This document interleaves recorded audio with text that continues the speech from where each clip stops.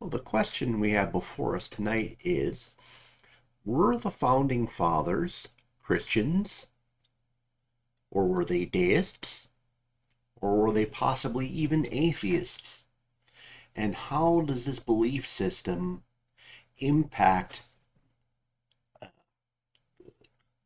created the major documents that create this nation and the concept of, is America a Christian nation? So probably talk about the Big Five, and I'll add Thomas Paine as a bonus, call him a founding brother perhaps. Contributed, but wasn't always in on things. So one of our big problems with dealing with this issue is everybody wants the founding fathers to be like them.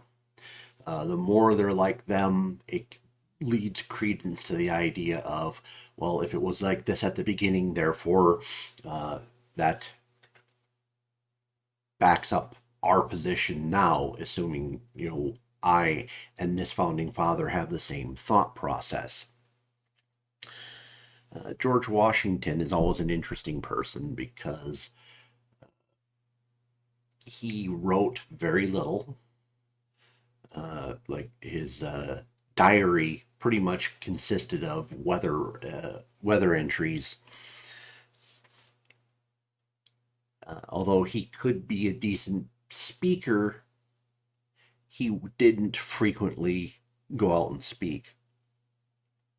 Some years back, there was a fairly ludicrous proposition of the idea that Washington, during his off time, walked around preaching. And this was something evangelicals came up with, and it was absolute fabrication. There's nothing to indicate uh, anything of the kind. Now, the big thing with Washington is his life was wrapped around Freemasonry. That was very important to him. And understanding how Freemasonry worked, uh, essentially, it had very deistic viewpoints on the Supreme Being. They had their own system of rituals that aren't particularly Christian, and they picked uh, a concept of deity that someone of any faith could theoretically come under the umbrella and say, okay, yeah, we're talking about something we all can agree on rather than this one version. It's not, the Presbyterian God, it's not the Calvinist God, it's just the creator. Uh, Washington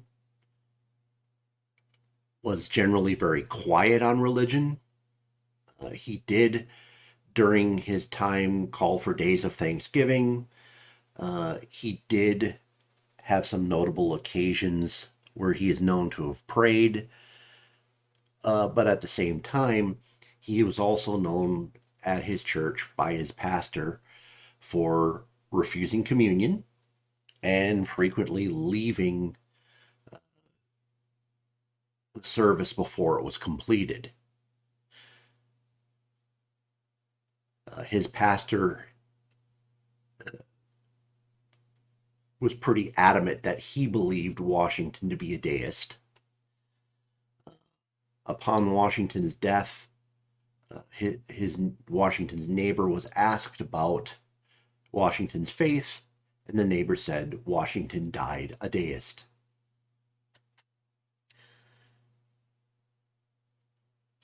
Now, talking about Jefferson, uh, he used very critical word usage, very rarely referring to uh, Jesus Christ or God, but referring to them in deistic terms, divine providence, the great architect, things along those lines.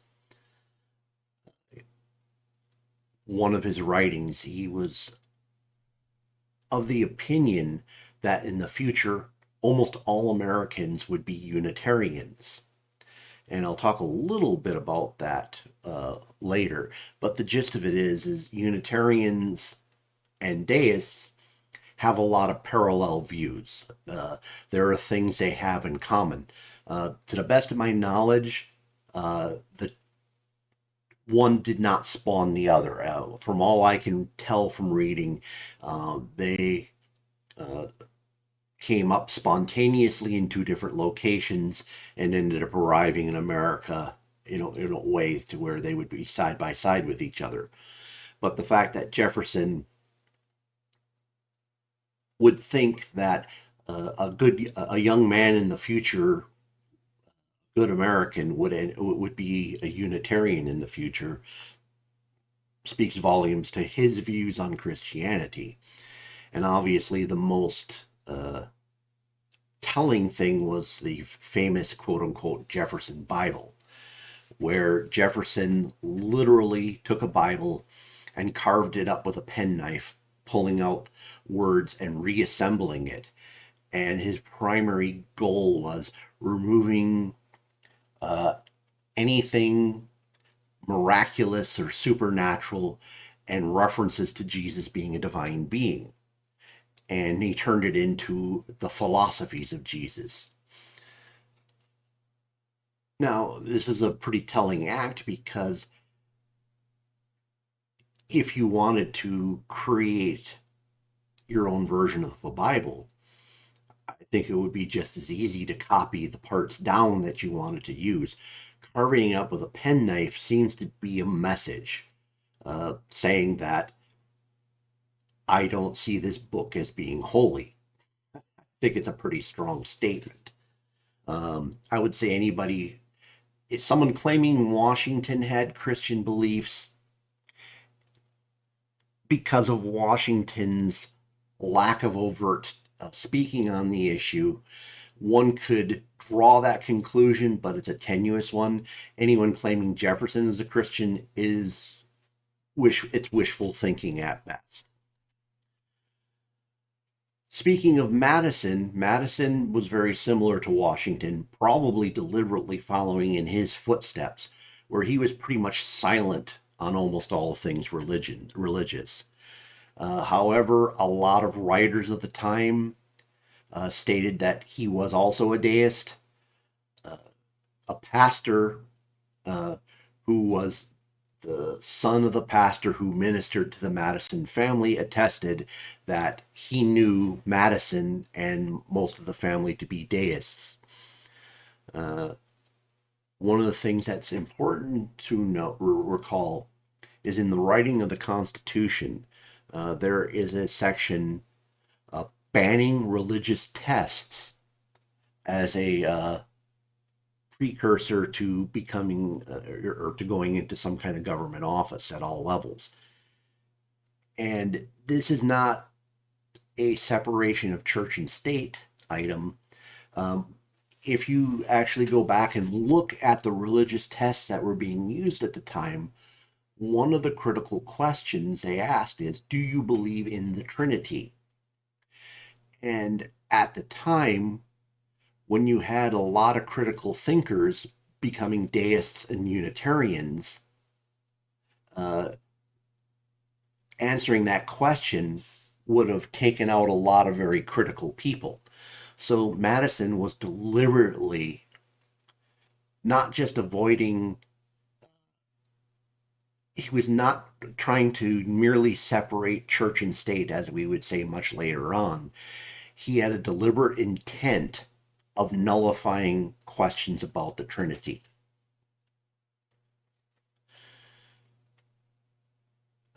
Benjamin Franklin openly stated that he had read books as a younger man that were denouncing deism, and those books actually brought him around to actually believing in deism.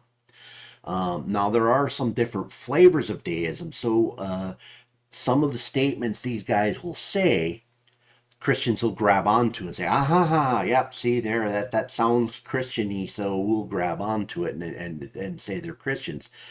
But in Franklin's own words, he definitely said he was a deist. When we look at John Adams was absolutely a Unitarian. There's a confusion of this because the church that he belonged to took over a building that had belonged to, I believe it was a Baptist sect. And so a lot of people go, oh, well, look, that church was Baptist. Well, not at the time Adams was going to it. Adams was absolutely, no doubt about it, a Unitarian. Uh, and anyone suggesting differently is, it's again, wishful thinking at best. Now, I add Thomas Paine because Thomas Paine was, without a doubt, the most outspoken American deist, wrote at extreme length. And he is unique in that he was very, very open about what he believed, and he was trying to get other people to convert and think over to his way. Whereas the other guys, not so much. And we'll definitely talk about that in a bit. Um, Thomas Paine's writings are very interesting because the timbre of and his language will make you'd think someone might get burned at the stake for the way he compared Christianity. He out and out called Revelations the raving of a madman. That's paraphrased, but you get the idea. So, deism has its European origins probably late 1500s, early 1600s. It did go through some phases. I won't talk about the earlier ones because they're not critical at this point unless you want me to do a whole video on deism itself. So we're going to talk specifically about the deism of enlightenment. Uh, the primary concepts are God exists and created the universe. God gave humans the ability to reason. They also believed in the rejection of what they called revealed word, meaning that something written on a piece of paper claiming to either be authored by or inspired by God uh, could not be proven. So basically, they would not look at the Bible in terms of being a divine source of information, but like Jefferson, they believed there was things in it that were very useful.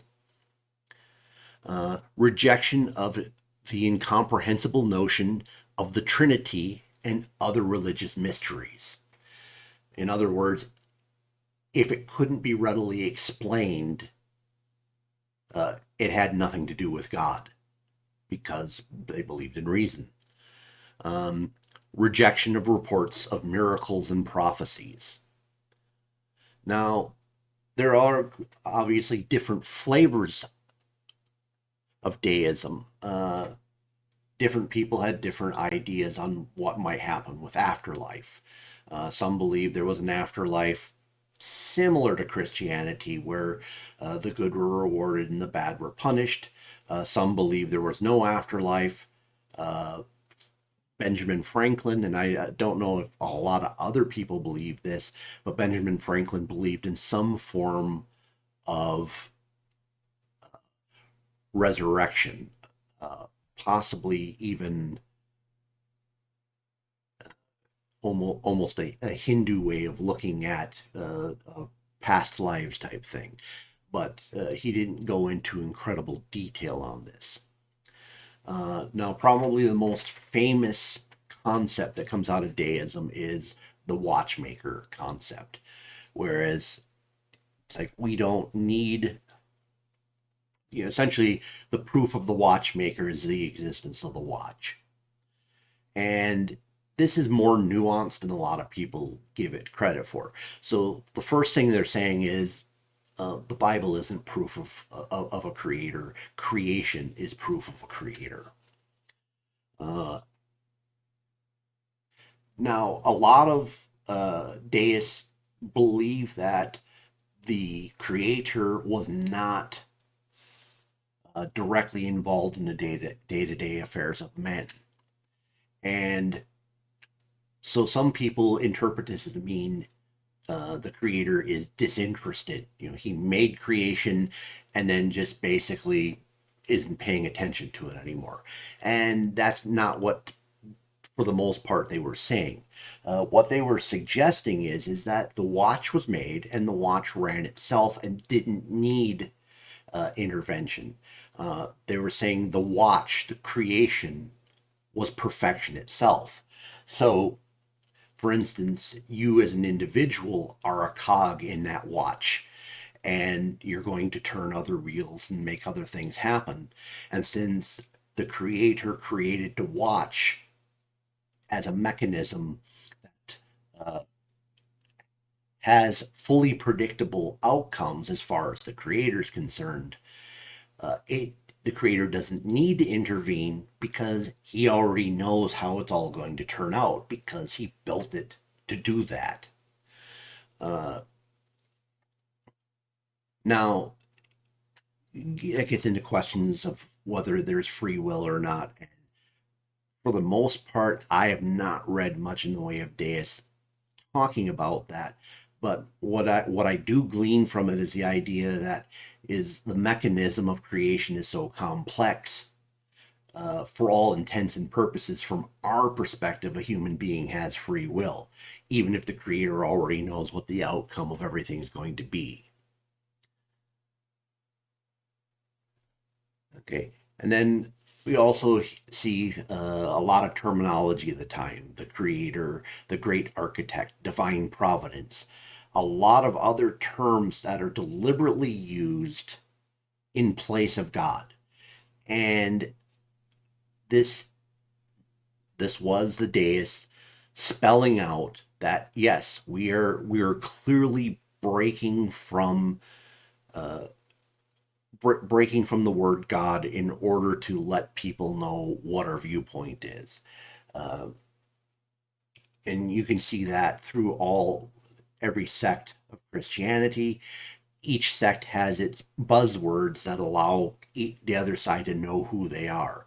And for sure, these words were the deists uh, letting people know who they are for those people who understood what was going on and were in a position to, understand and deal with it. So what ends up happening here is that because people don't really understand deism well, uh, they decide to throw their own interpretations on it that meets their end goals. So Christians will glom on to anything that sounds vaguely Christian and say, no, no, no, no, no, no, they were Christians. See that? There's that one phrase there that shows they're absolutely Christian. Whereas on the other hand, people who are secular or atheist will go, no, no, no, no, no, no, no. They're clearly deists. Or at least they're definitely not Christians. Now, a lot of atheists will claim that deism was actually essentially one step short of atheism. Essentially, what they called it a coward's atheism.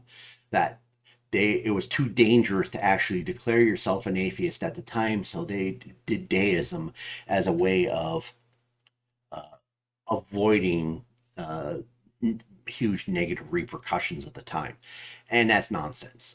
Deism has a long running history and lots of books backing it up. Uh, it's a lot of effort to make a pretend belief that people actually were using as a smokescreen for a lack of belief. Uh, Deists clearly believed in the ideas of deism. There's that's just people again wishful thinking.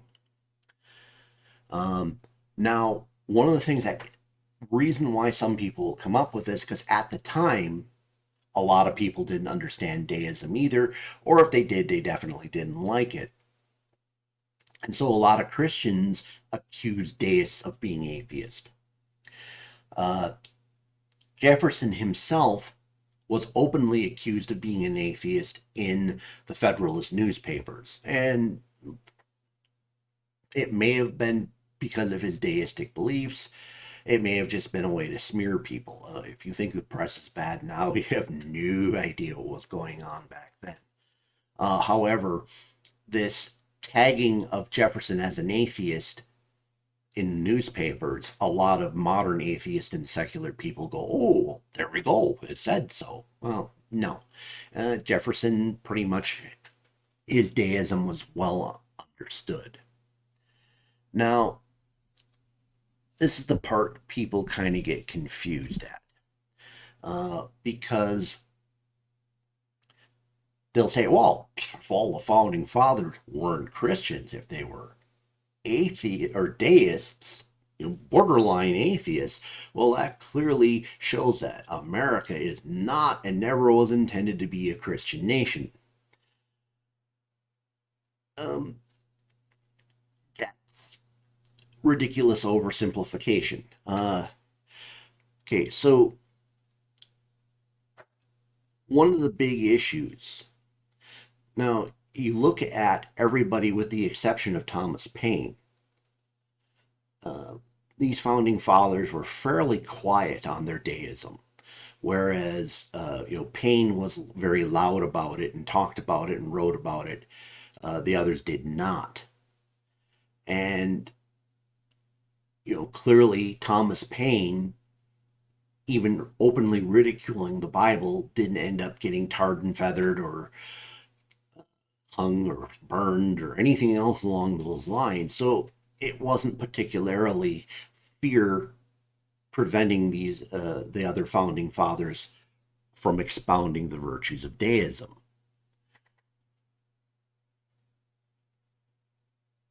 What appears to be the issue, and this is an opinion, but I'm basing it on outcomes I'm looking at in terms of this. Essentially, the founding fathers looked at deism as a philosophy and religion of the educated elite. It was never intended to be a religion of the masses.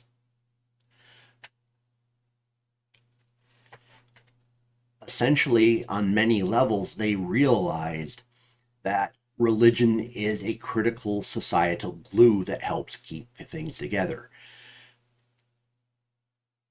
What happens to a populace that doesn't believe in punishment in the afterlife or reward in the afterlife? They greatly feared this idea. Okay, an enlightened person can accept the idea that, okay, yeah, these trappings of Christianity may not be correct, but I do that the idea that they believe that there is a supreme being out there. Whereas if you inoculated the masses with these ideas without the fear of a supreme being watching over them, without the fear of punishment and reward, they feared society would completely unravel. And to be honest, I think atheists today are probably proving that point. But so the thing is the founding fathers, although they may have shifted into a belief system that wasn't Christianity anymore, they still believed in a lot of the Christian ideals, and they certainly recognized that Western civilization needed Christianity to move forward. Deism was pretty much killed by the French Revolution. One of the things that makes the revolutions of America and France very different from each other, in America, religional foundation kept everything together once the revolution was done, and they were able to slow things down and make things work, put a system in place. The French Revolution, the Catholic Church was heavily intertwined with the government, so in order to revolt against the government, one also needed to revolt against the Christianity in the form of the Catholic Church. So the French Revolution was very atheistic in nature, and the resulting chaos from people being completely the from the masses being completely untethered from a moral framework becomes pretty evident. Now, I think probably something that kind of helps put it all into perspective and understanding, because this is something a lot of people don't know. So, talking back about Jefferson's Bible. So, as I mentioned before, Jefferson took a penknife, carved up the Bible, and took the words out that he wanted and made a much smaller book. You can find this book online. You can find it in PDF form. You can read it. It's an interesting take on things. However, what most people today don't know is Jefferson's Bible was completely unknown to the public until the early 1900s. Jefferson's Bible was well known to most members of Congress. I believe it was carried in the Congressional Library that Jefferson donated his books to. But Jefferson never attempted to publish this book in his lifetime. And pretty much the educated elite kept this book under wraps until a time period where they felt people were probably more ready to accept it, or a time period where they weren't as concerned with the masses being untethered from some kind of Christian moral base. So, even though the founding fathers themselves may have not been Christian in the sense that we understand Christianity, they did believe in the effects of how Christianity shaped Western civilization, and that we were not in a position to actually move completely away from it. And so it's much more nuanced than either side would like you to believe. So, sorry, Christians, the founding fathers in question probably weren't Christians. Sorry, atheists, but these same guys also saw that Christianity was critical for keeping our framework together. Hope that was educational to you. As always, if you do have something you want me to talk about, throw it in the comments, and I'll definitely look at getting to it. Thank you for spending time with me. Hope you have a good evening.